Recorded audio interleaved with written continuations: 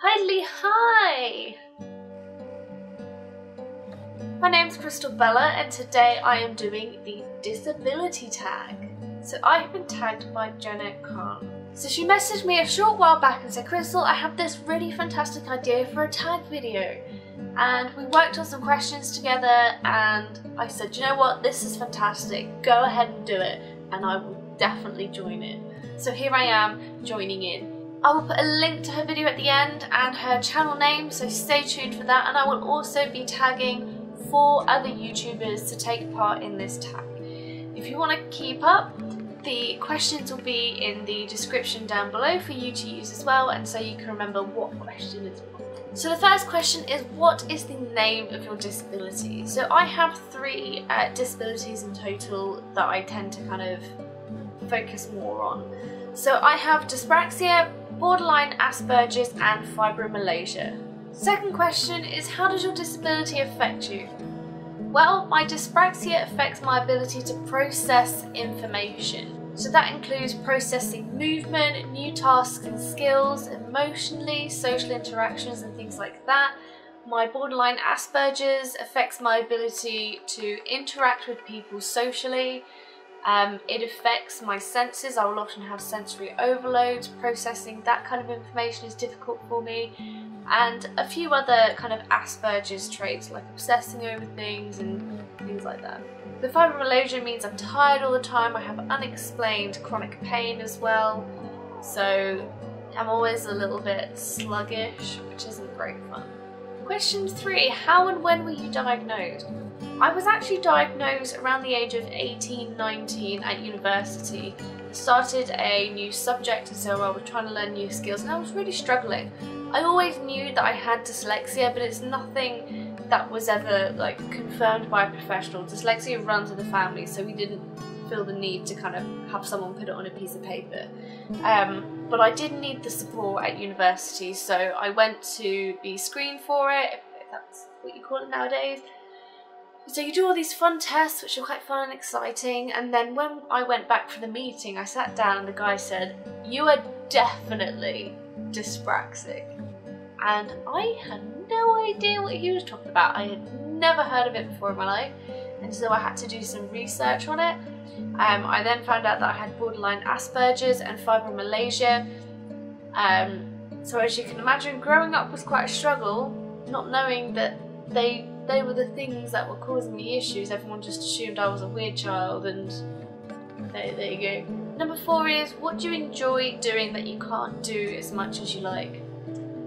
So I am a very sociable person. I enjoy other people's company. I crave other people's attention and just being around people. I really enjoy that. It makes me feel very comfortable and it's very warm to me. But because I have social issues, just interacting with people and not knowing how to respond, but also because I struggle with processing what people are saying, their tone of their voice, and so I can't always tell if they're being sarcastic or not, and so I always tend to be the brunt of the joke. But also my fibromyalgia means I'm always so tired that I don't always feel like I can actually go out because I'll just be tired the whole time. And if we're going out late, I'm going to want to leave between 11 and 12, and that just ruins it for everyone else. But it also means I'm in pain all the time. You know, going out places and drinking and dancing is great fun. I love doing it so much, but I physically am unable to do it as much as everyone else, and I hate being that burden, and so I don't go out and see people as much as I'd like to. Number 5 is, what is one of the experiences you would not have if you didn't have your disability? So the thing I struggle with the most is people who are kind of, if I can't see it, it doesn't exist. Now, because of the disability that I have, it affects me so much. It affects me in literally everything that I want to do. And it affects me in the work, at home, socially and everything, and people assume that I'm making it up. I've had people scream in my face, I've had managers scream at me saying it's absolute, it's a bunch of crap, you're making all this up, you're just doing it to piss me off, you just, you know, you're lazy, you're unwilling, you don't want to be involved, you're ignoring us, and people just assume that I'm making it up so that I can get better care, so that I can have more support, and so that I can get away with it. And I find that everywhere I go, and I know that when I'm speaking to people, even if I explain in full detail about my disability, how it affects me and how I want and need them to support me, I know that they don't believe me, and I feel like this happens more often than not. And so now when I meet people, I assume that they're not going to believe me when I tell them things. People don't like what they don't know, and if they can't see it, it doesn't exist.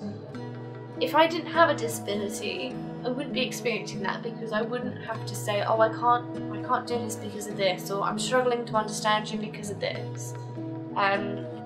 You know, people treat you better if you don't have a disability, and they don't judge you based on what you can't do. Question number 6 is, what has your disability taught you? The one thing that it's taught me is to believe in myself. People will judge me based on the things that I can't do instead of the things that I can do.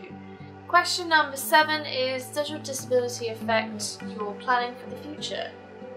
Yes, it absolutely does, because I struggle with keeping up relationships with people, whether that's personal, romantic, or professional. I struggle to kind of keep that on like a good level, and I'm unable to tell whether or not something is going downhill or whether something's going really good, and people struggle to understand me, and people struggle to be around me, and they find it easier to not be around me. I'm also, if something goes wrong, everything is always assumed that I've caused it. It's difficult for me to know where I'm going to be in terms of my relationships, where I'm going to be in work, things like that. So I'm always nervous of what comes next.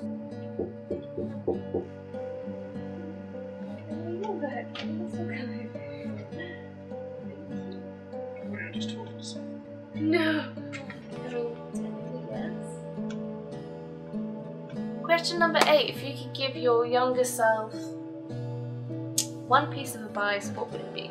So my piece of advice would be, no matter how many times others say you can't and lead you to think that you can't, know that you can, and you will make a positive change in the future, not just to the people around you, but to the people across the world as well. One of my favourite things about what I've done with my life is my channel here. It reaches out to so many people. Okay, I don't have, you know, 100,000 subscribers, but I still make a difference in people's lives, and that I'm incredibly proud of. Number 9 is talk about 3 disabled creators. So the first one on my list, it was the first one that came to my mind when me and Jenna were talking about this, is Espen from Waist High View. If you haven't seen his videos, where have you been? Oh my god, his videos are hilarious. I've been watching his videos since I first met him at Summer of the City so many years ago. I think his videos are hilarious. He really puts a light on what it is to be disabled, and that actually disabled people can have a fantastic time, and you know, we can laugh at ourselves, and we can, you know, we can use our disability to our advantage, and I think he's a fantastic person to watch. Second is Hannah Witton. Most of you probably know who she is. She recently had a life-changing operation, so she has recently joined the disabled community. And very much like myself, although it's slightly different, I've always had the disability, but when I discovered my disability and when she became disabled as such, you know, it was a very difficult time that we both experienced, and she managed to turn that around into positivity and to allow other people to feel positive about themselves who now have the same kind of disability that she has. And the same with myself, I see a lot of kind of similarities, shall we say. And third is Ted Shires.